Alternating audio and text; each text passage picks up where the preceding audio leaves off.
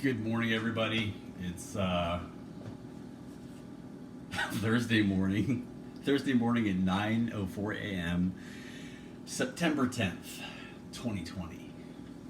Still South San Francisco, California. I'm not going to cook this morning. At least I don't think. Maybe by the end of this video, maybe I will do some cooking because if I do some cooking, I know what I'm going to do. I'm going to fry some of last night's or early this morning's late night, early morning meal. I guess I could call dinner, but I had it at like 3 a.m. or whatever. So I haven't had my coffee yet. I feel all kind of like groggy. It's cooking right now. Actually, you can see. Here you go.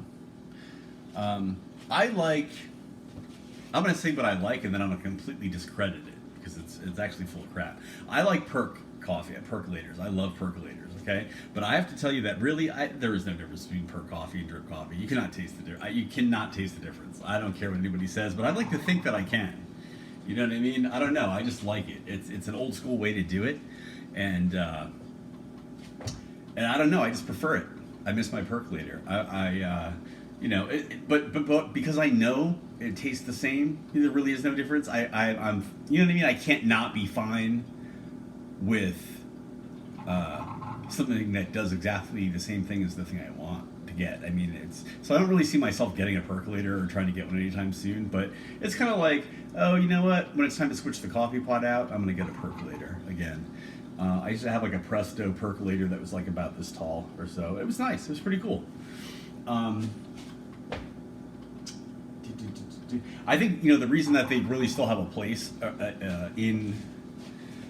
in the world today is for larger gatherings, because I mean it's kind of like having a huge drip coffee pot for, like, you know what I mean, a whole bunch of people is kind of impractical. So it's a way to, if you need to make coffee for 250 people in a hotel banquet room, the best way to do that is to use a percolator.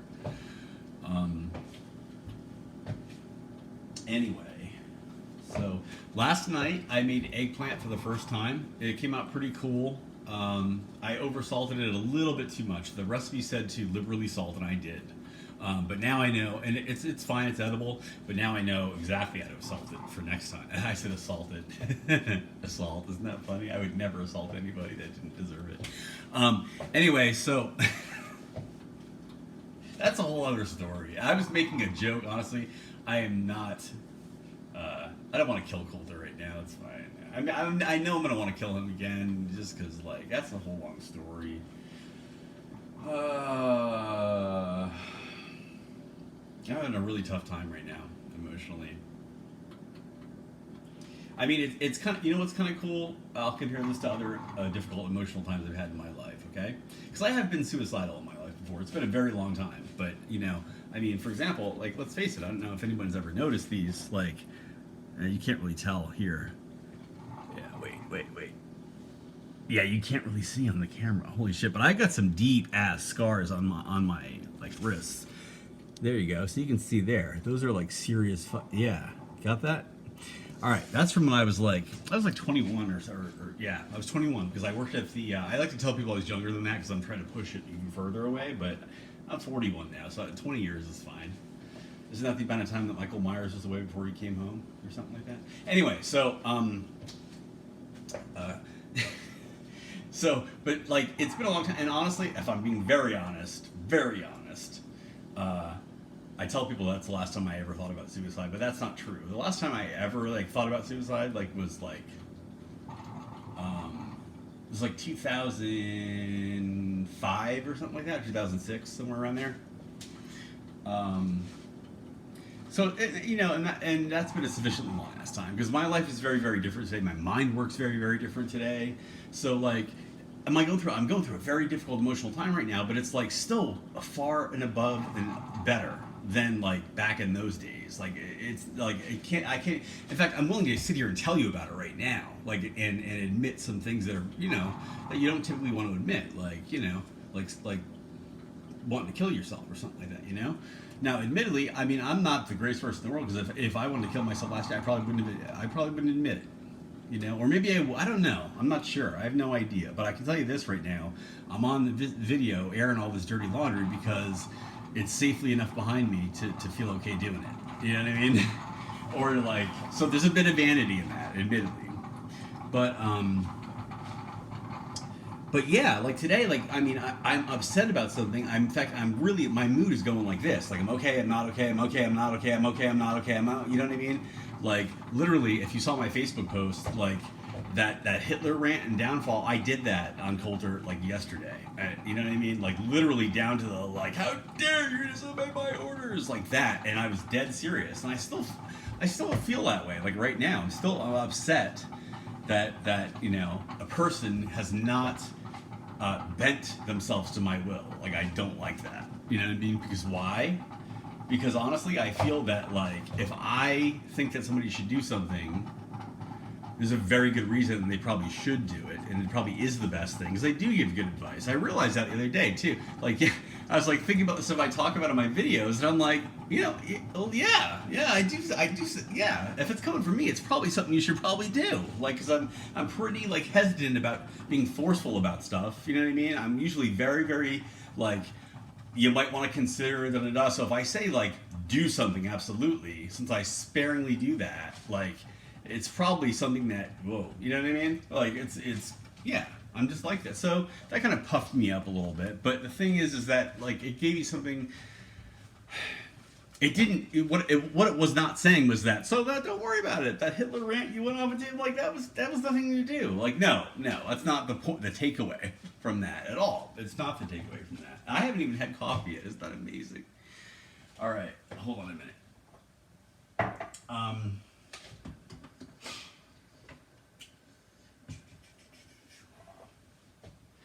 So I've been like bouncing around, like, you know, back and forth. Okay, not okay, not okay, not okay, okay, not okay. And that's embarrassing for me. I'm really embarrassed by it. The only thing that makes me less embarrassed by it is, believe it or not, doing videos like this. It's like Margie said, so I haven't read what she commented on last night. She said pressure cooker to something. I have no idea. I'm guessing it was in relation to her getting a sense of my mood. And pressure cookers. Oh yes, by the way, I wanted to. Okay, perfect. I wanted to explain some of the things, and I'm going to tie it right into this conversation perfectly. I wanted to explain something on a pressure cooker the other day because I know that some of the young kids out there, you know, the millennials, don't know what a pressure cooker is or how to use one. So even though I took those pictures, I didn't explain them. I'm like, it's not really, you know, I want to do more. Perfect example. Be right back.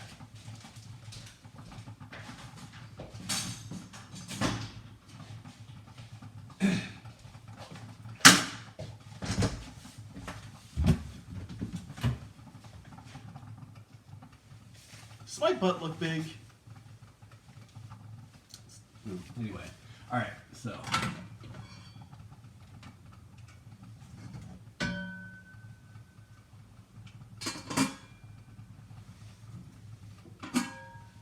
Getting out the pressure cooker.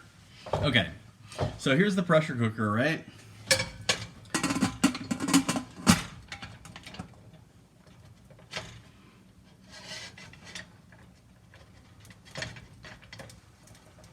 This is the most difficult pressure cooker to close I've of all two that I've used. This would be the second one ever, so I guess that's not really comparing it to a whole bunch of other ones. But my other pressure cooker did not take this much elbow grease to close, and at first I thought like this can't be right, but it is. Okay. So when the pressure cooker, all right, so you're cooking, and what happens is, you know, like as the pressure builds up, this starts to jiggle. And this releases a certain amount of steam. Okay, so this it has to release some steam, or else I guess eventually something. I mean, it might explode, it might not explode. I don't know. I mean, it depends on how the strength of the steel. I guess this is aluminum, but I mean, I'm sure you could make it out of a material to where you could have no steam release and it would hold. But like, I think it would probably destroy I mean, it wouldn't work, or else they would have done it that way. Let's put it that way, right? So while you're cooking, like let's say you got a 4-pound roast in here and it's going to cook for 40 minutes. Once this gets up to pressure, once this has a certain amount of pressure in it, it maintains a certain amount of pressure, and it does that by releasing additional pressure, you know what I mean? Like bagpipes, okay? Like bagpipes, you know, there's air going in, you have a reservoir, and as the the air that goes out that plays through the chanter and all that shit, or the pipes that's lost is replaced by replaced by the air going in, that you blow in. Well, in this case, the air being played out is being played out through here, okay, and the what's analogous to air being blown in is the heat underneath that's creating more pressure, right? So here's what happens. So you're done cooking your food, and you take it off the heat. You come over here. Now you can do two things. You can wait. You can take this off with an oven mitt, because it's going to be hot as fuck, and you want to steer clear of the steam. You want to do something like this. You can see here. Let me just pretend that's sitting down. You want to do like that, and then you're going to see this. It's going to come up, and the steam's going to come out. You can do that and wait, or let me see. Hold on.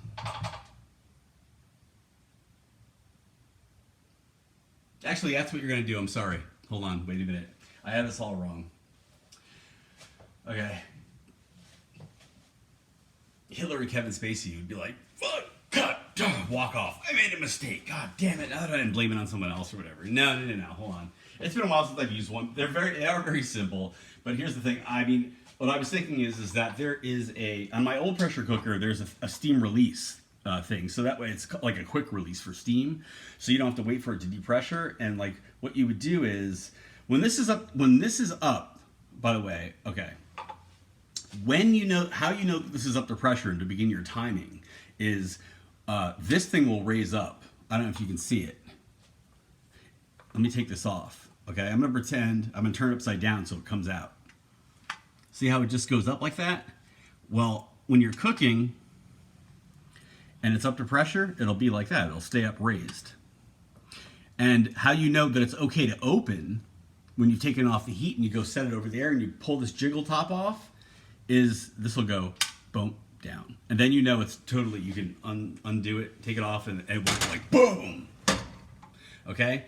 So basically what I was saying is like, I did some things that were like a quick release valve the other day, but now that kind of kills my analogy because there's not really a quick release valve on here. There's just, that's how you get the steam out, is that. But it's a regulator kind of thing. So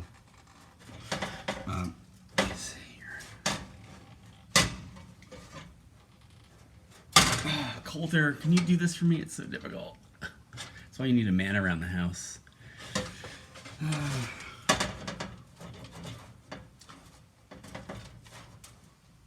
Imagine that. Imagine like, so like two gay men, like neither of them can open something or whatever. They're like having to like call like someone, like neither of us can do this. We can get over it. Like, that's why I don't like gay people. Swear to God. Maybe that's another story. But it would be funny as hell. I mean, especially like witnessed by somebody that absolutely just has contempt for like most homophobic people. Like, oh God, look at those two. Can't even, like, you know what I mean? They don't even know how to put gas in a lawnmower. They're both standing over it. Like, I don't know. I tried to like do that. You know what I mean? Like, please. All right. I not only can put gas in a lawnmower, I can probably overhaul your lawnmower. All right. Anyway, so that's how that works. Anyway, and so the point was, Margie said, now you know how to use a pressure cooker more, believe it or not. So that's cool. I'm glad I showed you how to do that. I hope that you'll be inspired to use a pressure cooker because I'm so excited by pressure cookers. I love them. They're amazing. You can do like you can do something that takes 3 or 4 hours in like under an hour in a pressure cooker, and it comes out like, because of the pressure, it's so tender. It's awesome. You know? They exist for a reason. Use one. And don't get one of those fancy fucking, you don't need all those things that it's like $300 and it has all these gauges and dials and buttons and baloney. And you know what? If you're interested in cooking, are you interested in cooking or are you interested in gadgetry? You know what I mean? That's what you have to know. Because I'm going to tell you right now, the people that are going to buy, unless you already have a proven track record of cooking and this, that, and you use all this stuff, unless you're like Gordon Ramsay and you're buying it, okay? Or like unless like Ann Burrell's buying it or whatever, and that's who you are in real life. That fucking thing with all the bells and whistles that you pay $500 for or whatever on an infomercial late at night or whatever, or in some store, is, I guarantee you, is going to collect dust on a shelf somewhere. You are not going to use it, because if you were interested in cooking, you would know that you wouldn't need all that shit, and it just this is what you need right here. This is what you need. You don't need all that crap. That's baloney. Seriously. It's a gadget. You know what I mean? It's over the top to buy one of those things. It looks like it's a freaking like crock pot on crack. You don't need that. All right?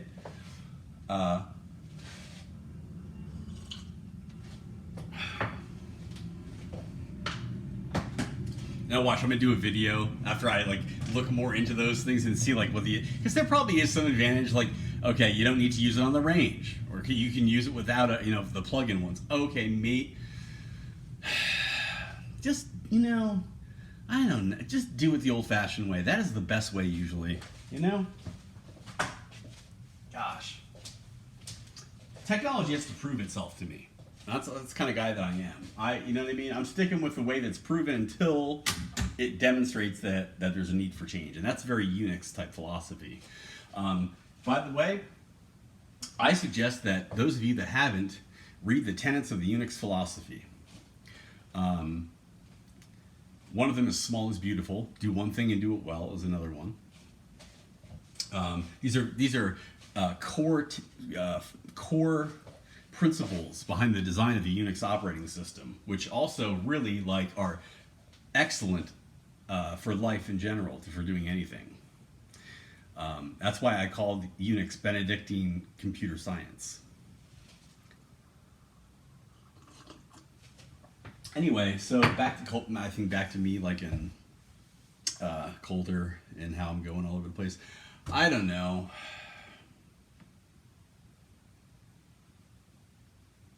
I really want... There's a lot of reason to doubt. There's a lot of reason to go, you know what? This is not happening. But I want it to happen so badly that, and I was promised by God that it would. So, I mean, what? I'm sticking with it. That's why, when I did this Hitler rant last night, I did not do anything to, I didn't go on Facebook and post about it. You know what I mean? Because I knew this time I already did that. You know what I mean? I did that before. I'm trying to learn from my mistakes. I was pissed too. I was probably the most pissed. That is the most direct interface. The time that so far that I have most directly, verbally attacked Colter. The way that I did that last night. So that's a long story. I'm gonna hold off on that one too. So, all right, let's go ahead and I'm going to skip to the what I did last night with the eggplant real quick, the pasta that I made. It was kind of cool. If you remember when I made the lamb chops, I had those two soups that I combined in order to kind of to cook the chops in the oven. And when I took those chops out, of course, I had leftover soup, and it had been, there was fat in it from the lamb. It had, the drippings from the lamb chops had flavored the, this preparation of soup now, and it had become something. I was like, oh, at the time I didn't know I was going to use it as a sauce. I was just like, I'm going to save this and eat this actually tomorrow as a soup. It'd be kind of cool because now it's got the fat in it, and it's something more than it was when I started. So I put it in a plastic container. I put it in the fridge. And last night, because I have no butter right now, I'm out of a lot of stuff. I have no tomato, I have no pasta sauce, I have no butter, I have no milk, I have no bread, I have no bacon, I'm almost out of eggs, I have no celery now. Yeah, we're pretty much down to the count. I have a little bit of cottage cheese. So anyway, what ended up happening is last night I had the eggplant, or this morning, and I made that eggplant according to a recipe that I found on WikiHow. And I do have pasta, which is kind of cool. I don't even have butter though. I can even use a butter sauce. I have for pasta. This is all macaroni and cheese right here. 1, 2, 3, 4, 5 boxes of that. Some kosher salt right here. This is what I have for pasta. I have like half a pound of pasta here, penne, and then like, what is this, like 2 pounds of spaghetti. And then I have like 2 bags of popcorn. This is like popcorn for a snack, pop it. And this is all veggies right here. I have tuna, a bunch of cans of tuna. Peanut butter that I don't know if I trust. It's got that, it has like 2 ounces of liquid on the top. Sometimes that's okay, sometimes it's not. I don't know. That's a lot. Anyway, who knows? If my favorite peanut butter, I'll eat any kind of peanut butter, but really, if you want to make me happy, choosy moms choose Jif, and so do I. Okay, chicken noodle, which is, okay. Campbell's chicken noodle is, I don't know. I like a little bit more. I like progressive soups. You know what I mean? That have a little bit more body in it. Chunky soups for a chunky guy. I better stop saying that because I'm not quite chunky yet, but I will be getting there soon. Very, and it's like I don't want to get fat. It's like, anyway. Okay. Some instant mashed potatoes up there, and a little bit of flour. So yeah, I'm out of oatmeal. The food situation is, I gotta take care of it. I have to talk to Human Services today to find out, what the deal is with my case, because I have normally I would have EBT money right now to buy food, and I don't even have that, so it's like, it's kind of a pain in the butt. The busting station's working out awesome right now. Like, seriously, it's amazing. Like, I have all my dirty dishes over there, and kitchen's still looking pretty cool. Let me go ahead and put this pressure cooker back real quick. That way it's not sitting out. This thing, by the way, I just want to say again, is one of the best things I ever bought. I really love it. I love it, love it, love it, love it, love it. If I ever have a garden too, one thing I'm going to invest in is one of those kneeler things that you see women on. Like, rich women when they're doing gardening. I've used one of those before, and they are worth the money. They're absolutely worth it. They're not just like you know what I mean? They keep your pants clean and shit like that, but they also, save your knees. Yeah, something to think about. All right, so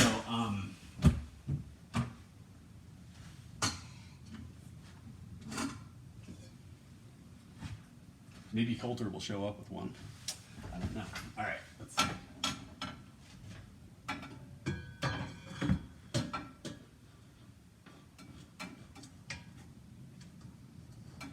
That would be the best gift ever, Colter.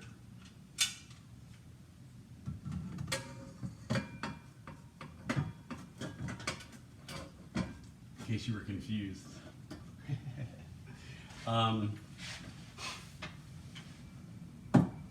Let's see.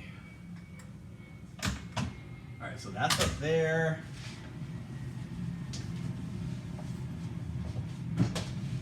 Put this away over here.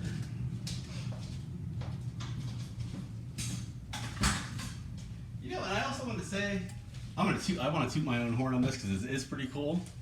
I had a little meltdown yesterday, and guess what? My house still ran the way that it should because of the fucking habits that are automatic that I talked about now. One thing that made me cognizant of that was I just started to automatically kind of put things in order back in my bedroom, and I noticed my keys, instead of being hung up on the side of the refrigerator over there like they always should be, were on my desk. And I'm like, oh, that needs to go back.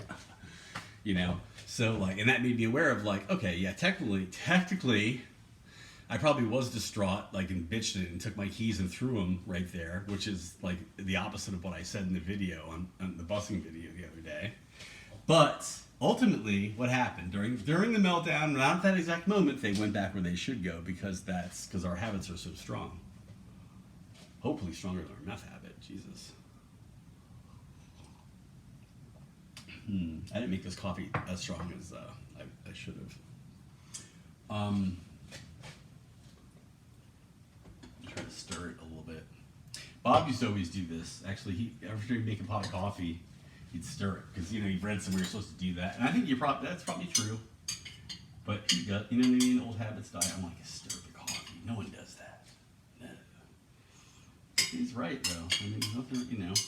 He used to have back at Maple Avenue, the coffee that Bob used to love and that we used to have all the time is Javalia. He always used to order Javalia coffee. Order it like, you know, the coffee club online or whatever. And it was fine. Like I said, I'll drink any coffee really. Javalia coffee is very, very, very powdery though. They grind the shit out of that. It almost looks like dust. That usually leads to a bitter cup of coffee though. But Javalia was alright. Bob was a fan of flavored coffees. He liked hazelnut coffee a lot. But he would drink, you know, we had good times, man. For those of you that don't know, Bob was he's not my boyfriend, he was not my husband or anything like that. Bob was just my best friend. We met in a very strange way, you know. But I've lived with him ever since I was 18 years old and moved out here. And he was, at the time, he was born in 1943, so that would make him in 1998, what was that? He was 43, 53, 63, 73, 83, 93, 93, so 57, is that right? In 98, 93, no wait, 93, 4, 5, 6, 7, 8, so 55, so he's 55 when I moved in with him in 1998. And we just lived, you know, we lived together, and honestly, God, like we used to do wonderful. I mean, we've had great times. We were a perfect, you know. He was one of those people that I didn't realize how important he was to me until like he was gone. I mean, I knew how important he was, but like you still realize, like, wow, you know what I mean. After the situation ends, it's still yielding things to you're like, oh shit, so, you know. So I don't feel regrets. It's not like I didn't treat him right or anything like that. You know, I'm glad I don't have those. We had our moments of you know, Colter. Let me tell you, we had some of that shit going on, definitely between us. But the cool thing is that Bob and I both valued, like we both placed a premium on security. You know what I mean? And being there for each other. Like that mattered a lot. You know what I mean? I think there was an unspoken thing between us that like both of us liked the fact that no matter what happened, we were still going to be there for each other. And so like we didn't have to always spend time in the same, we didn't have to spend tons of time together. You know, I'd be in my bedroom doing whatever, he'd be watching TV in the living room, and we could, you know, not talk to each other all night, but we both felt we were alone together. You know what I mean? And that was, and we both took a great sense of security from that. So you know, honestly, I don't want something like that with like Colter at all. Like, I mean, it's cool, but like, I don't want to be like, I don't know. Maybe he's going to find this, he may find this cloying and be like, I don't want a relationship like that. But no, I want to spend a lot of time like with you, with Colter. Like, I want to spend like, I don't want to have one of those like relationships like where, you know, I want to spend a lot of time with you. I want to spend like a lot of time with you together, like more than I spend with other people. But I don't want that to be because like, you know what I mean? I want that to be a natural and organic thing because that's what we want to do. You know, not because like I don't trust you or because like, you know, I feel insecure or something or there's a codependent thing or something like that. Not for those reasons, but because we just naturally enjoy spending time together doing the same things. Like that would be cool. That's sort of what I want. And I think though, like, you know, we're men, just like cats, and cats need to have their time. Like, all right, like this is like what I see. Like, you know, there's gonna be times like where I need to be like alone, like over here, like working on music or whatever, and you can be like doing whatever you need to do, like, you know, 10 feet away, and we're both in our own worlds, but like still there. You know what I mean? And like, yeah. What I don't want is a lot of, I'll be honest with you, and you may not be okay with this, and that's, I understand. Like, not everyone is the same. Like, I get that. And that may be. In the past, I would have been like, that's okay. I'll put up with it. And like, I don't know that, like, for example, like this, depending on how it went, like, I don't know that this this might be a deal breaker for me. You know what I mean? If you need to spend a lot of time apart from me with other friends, I don't know that that's going to work for me. I mean, I know that's okay. I'm not judging. I'm not, you know what I mean? Like, but that's not the kind of like relationship that I'm like looking for. And I won't be happy with it. You know what I mean? I do know by this point in my life that like, if I did that, if I said like, oh yeah, that'll be fine, like, you'll see stuff like the Hitler shit happening because I'll be like trying to be okay with it, but I'm really not, and it'll bubble up to the surface and it will come out, and I'll resent you, and I'll make your life miserable, and mine too. So I don't want to do that. Let me see. This coffee's a little bit weak, so I'm going to go ahead and do cream. I don't typically do cream and sugar in my coffee. When I do, I think about my dad, because my dad takes it with cream and sugar. So we're going to have some Alex Bowman coffee right now. How about that?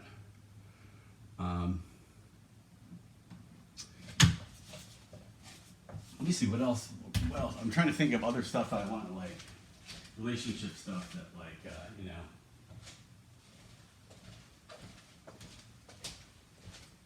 You know what? I'm just gonna put this out there. It's not very modern. I sort of want a relationship that is kind of like Archie and Edith. The amount of time they spend together. That's what I want for a relationship, honestly. Right? I'm not saying I want that quality of the relationship. Like, no, I definitely want like much more of like a modern idea of a healthy partnership and stuff like that. That I'm not gonna be like, you know what I mean? Like, I don't expect somebody to be subservient to me or to carry less weight than me in a relationship. I definitely expect cooperation. But the amount of time, you know what I mean? You don't see Archie, like, yeah, he goes out and he goes bowling. But see, like, for example, like, the quality and feel to it is different. I can tell you this. With gay men in relationships, like, there are times, like, where, you know, like, your partner or, like, somebody's, like, they're going to go out and they're going to do something. And I don't know. You just have intrinsically a sense of, like, you know what? That is just not a safe thing that's happening there. Like, okay, like my grandparents, like my grandfather and my grandmother were very much like Archie and Edith in the way that they spent a lot of time to each other. They didn't have any kind of separate activities that they did, hobbies outside the house or whatever. And I'm not saying that I am, you know what I mean? I want you to be the fullest version of you that you can be. Like, I want you to do all the things that you want to do. You know what I mean? Like, because I'll only be happy if you are the type of person that is trying to reach your full potential. Otherwise, you know what I mean? But, like, those activities were not a threat to the relationship whatsoever. Not even remotely close for my grandparents. My grandparents, I didn't know this until I got older. Because as a little kid, I thought, you know, grandparents, they were always like that. And I talked to my dad, and like, hell, no. My grandmother was like a fucking Hitler, I guess, as a kid. And my grandfather was always like, you know, my grandmother was like the evil one, apparently. And like like a lot of old people do, they mellowed out by the time I came around. And like they were, you know, it was like a whole different story. I've heard many times of parents kind of looking at their parents like that are now grandparents, going like, why couldn't you be like this? Like, what the hell happened to you? What, you know, my son now gets this great version of you as a grandparent that I missed out on. Like, what the hell? So I guess it was kind of like that for my grandparents. But anyway, so my grandmother did not go out of the house, really. But again, I'm just being descriptive here. I'm not describing this as my ideal relationship right now. There are elements of it that I do want, and I will say what those are. For right now, I'm just describing basically the nature of the relationship as I saw it, things that I observed as a kid growing up in their house. And that is, my grandmother had no hobby. The only thing she would do was occasionally go shopping. And the only time she would ever go alone shopping is when she had a fight with my grandfather. And it would be a very big deal.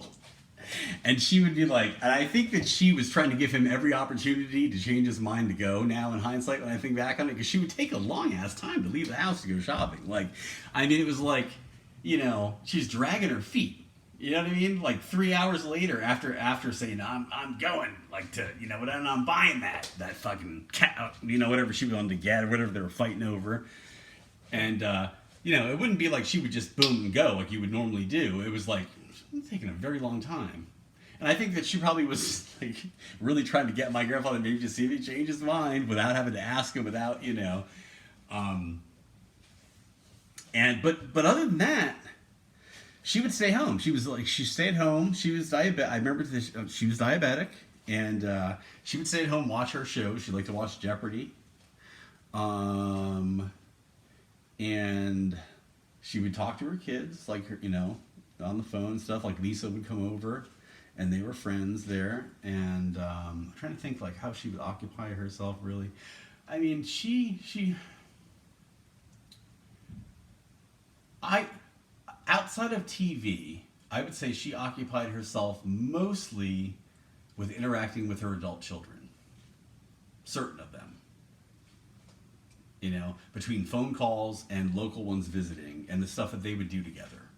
Like, I remember as a kid, like, my Aunt Lisa, like, they, you know what I mean? Lisa, in fact, man, thank you, Lisa, honestly, because I think that you did a lot for Grandma back then.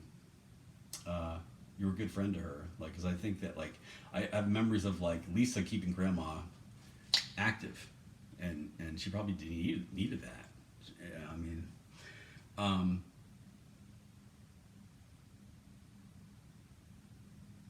trying to think of times that, I mean, my grandparents, as far as I understood it, as a young couple, did not have a very happy relationship, is my understanding. My grandfather did something I wouldn't have not have done. I can tell you right now, probably. I don't know. You know, I say that I don't know. I mean, here I am, because think about it. Like, here I am, I go on these Hitler rants, I say, like, horrible stuff. You know what I mean? If I really was the type of person to back out of a situation, have no compassion, I guess, I wouldn't be talking about Colter right now. I don't know. Like, I mean, so there's that. There also is that part of this, sometimes I feel like I don't really have control over. I'm going to say this, I don't. I can't leave this situation if I want to. It's entirely up to God. I'm going along for the ride. So I feel like part of it is if it were totally up to me, I would be out. I would be gone right now, because I would be like, I'm not doing this shit. I don't have any say in it, And I don't know. Anyway, back to, let's continue on with this. So my grandmother, my grandfather, they did not have a very happy relationship. Okay, my grandmother, two of her children were born by someone that was not her husband. All right, my father was one of them, and my uncle Dave, and that happened apparently like when my grandfather, who was in the Navy when he was a young man, would go out to sea, for stretches of time, and grandma, being a little hornball like her grandson Justin, was getting busy. And it's so weird to think of grandma like that. Now I'm like, holy shit, grandma. Whoa, holy moly. There's a little pat thing there. Holy shit. And that's just the reality of it, It's weird. I mean, it kind of humanizes my grandmother to me a little bit. I kind of like, I can have a more chill attitude toward that, I think, maybe than my dad can a little bit, because that's caused him a lot of grief, kind of growing up, because of course my family, remember I said like Hitler would not avoid confrontation at all, had no problem. Well, my family is absolutely the opposite. They will do anything to avoid confrontation and play down like the worst situations. It's terrible. It disgusts me, honestly, if you want to know the truth. It's so just unpalatable. You know what I mean? Because like, if you don't have a backbone and you need one, you're a dirtbag. That's what it comes down to. Don't tell me you're trying to be nice. You don't want to have a fight. It's nice to want to avoid a fight, but sometimes, if you won't stick up for something, like when the time comes and you need to fight, like you're disgusting. That's all there is to it. You are an immoral person. Okay? You may look at it as, I just want everyone to get along. I don't want to fight. Well, sometimes if you're not ready to fight when you need to fight, you become, instead of a pacifist, you become a disingenuous, like, scumbag. Just like that. So be careful. Anyway, I think I have some personal, there's some stuff I have under the surface there around that, you know what I mean? I'm like, no. I have nothing personal in that statement whatsoever. Nothing, you know what I mean? I'm just saying. you know. But anyway, uh,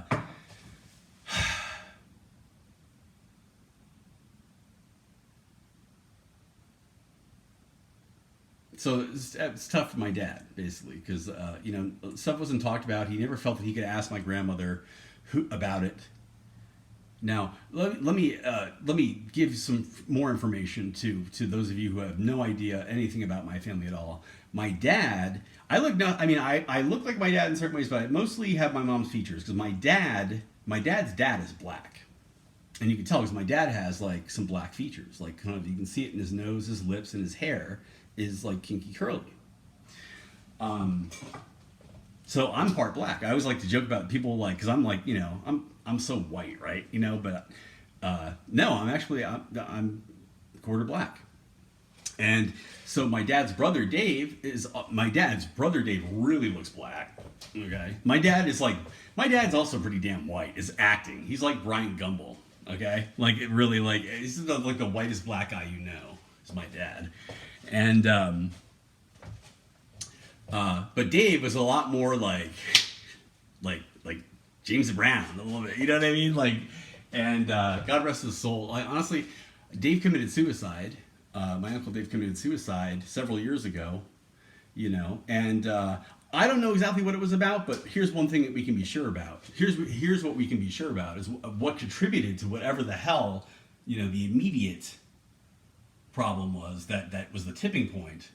Okay, was a childhood of growing up knowing that he was different from the other members of his family and having parents that wouldn't acknowledge that and a bunch of conflict around that, you know. The only other person that he had was my dad, you know, and I don't, you know, my dad feels a very special connection to Uncle Dave, naturally, right? Like, of course they would, you know, but like they were also pretty different people, I guess, and they, you know, and our family, unfortunately, is not a very close family, and they grew apart, and so, you know, Uncle Dave, for whatever reason, didn't feel he could reach out to my dad, you know, before he shot himself, killed himself with a 22 rifle, I think it was. So, you know, this is so part of the reason.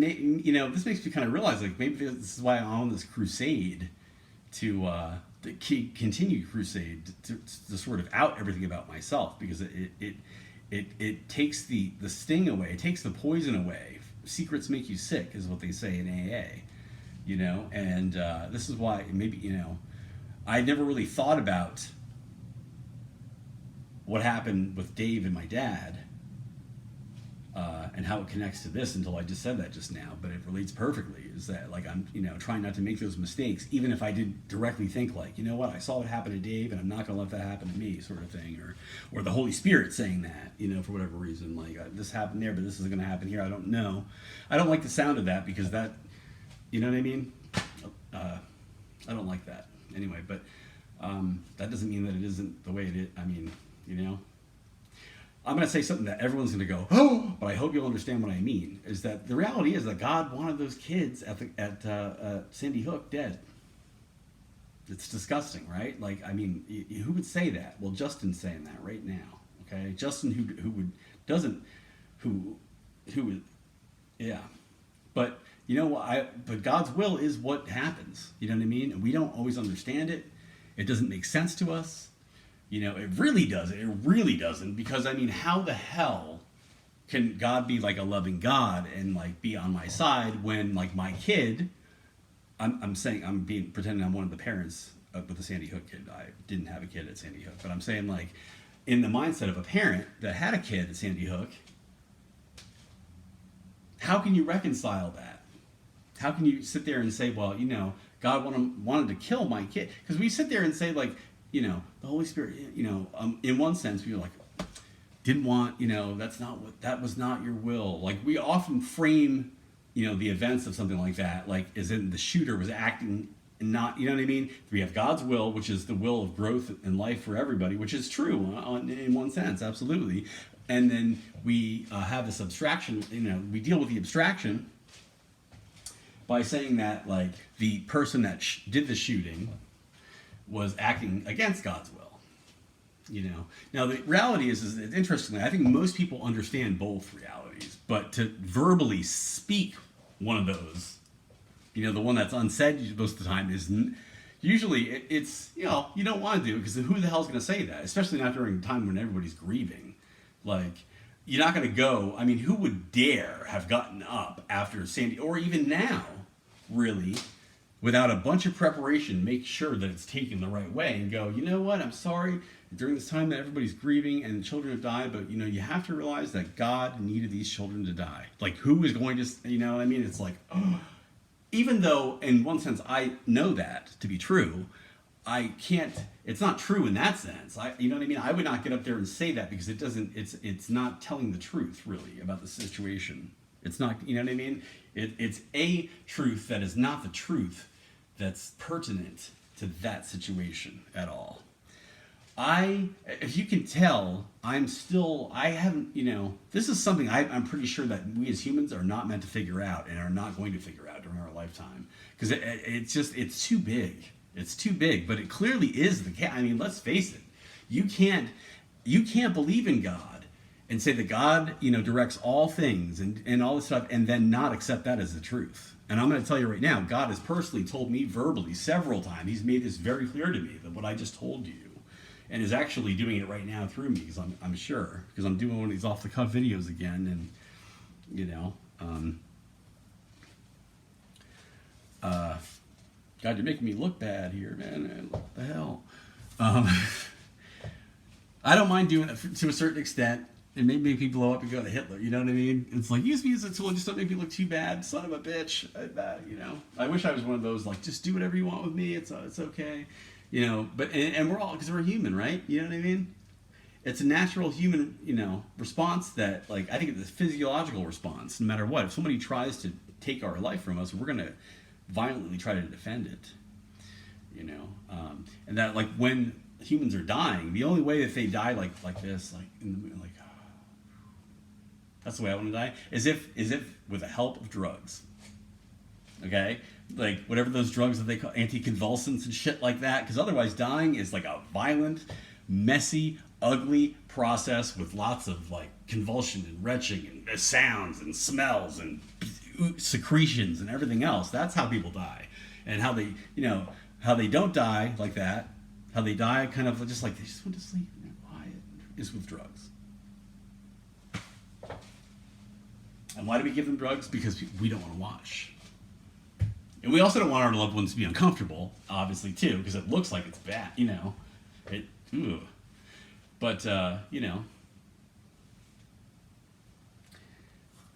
But it's also very hard to watch. I mean, I don't know. Anyway, that's a whole different subject. And it's, well, actually, no, it's not. It isn't really, is it? I can't wrap my head, though, around why God would, how God could do that to Anne Frank, though, or how God could do that to those kids at Sandy Hook. I don't get that at all. It doesn't make any sense to me. And it doesn't make me doubt God, you know what I mean? It doesn't make me doubt God. And maybe that's why God has been honest with me about that, is that, like, yeah, that is my will, you know, because maybe it wouldn't be, you know, God is one of those people, or one of those entities, one of those deities that, like, reveals things in their own time to people as they are ready to know them and stuff like that. And, like, you know, probably doesn't say it to people that like, they would pose a stumbling block if the stumbling block was sure to push them away. I don't know. I mean, we see plenty of stumbling blocks come up that in the end they were not for the better. Like, so, and I say that to God all the time. I'm like, you know what? Don't give me that shit. Don't give me that shit that you're placing this difficulty in front of me because you know I'm gonna come out the other end of it. Like, I see you all the time provide stumbling blocks for people that just, like, that's what took them out.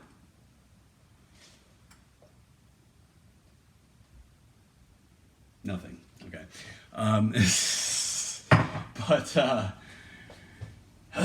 So look we got a 50-minute video here right now. I think the Holy Spirit and I think that this is a wrap for right now. And so I'm going to upload this. I'm going to say a quick prayer. Been closing some of the videos with that.